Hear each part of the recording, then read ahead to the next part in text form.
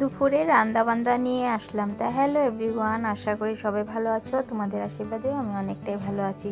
তা new year কার কেমন কাটলো অবশ্যই জানাইও। আর নিউ ইয়ারের ব্লগ কখন থেকে আমি দেওয়া হয়নি, দিব অবশ্যই।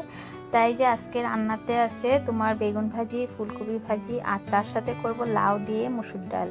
তাই এদিক দিয়ে আমি বেগুন ভাজিগুলো এক এক করে ভেজে নিচ্ছিলাম। আর এদিক দিয়ে বেশি কিছু করব না আজকে, যেহেতু এই কদিন তো মাংস মাছ এইসব খাওয়া হয়েছে, তার জন্য তোমাদের দাদাই বলছে আজকে সিম্পল রান্নাবান্না করো। এদিক দিয়ে বেগুন ভাজি কমপ্লিট করলাম, করার পরে তারপরে যে ফুলকপিগুলো ভেজে নিচ্ছি। আর যেহেতু ছেলে তো বেগুন ভাজি খায় না, তার জন্য যে ছেলের জন্য আবার ফুলকপি এক্সট্রা করে ভাজা হচ্ছে। এদিক দিয়ে বেগুন ভাজি আর ফুলকপি ভাজিটা করে নিলাম। আর আজকে মানে লাউটা আমি সুন্দর করে বটি দিয়ে মানে কেটে সুন্দরভাবে ভেজে তার লাউটাকে মানে ভেজে তারপরে ডালটা সম্বাদ দিয়ে নিয়েছি। এরকমভাবে কে কে খাওয়া অবশ্যই জানাও।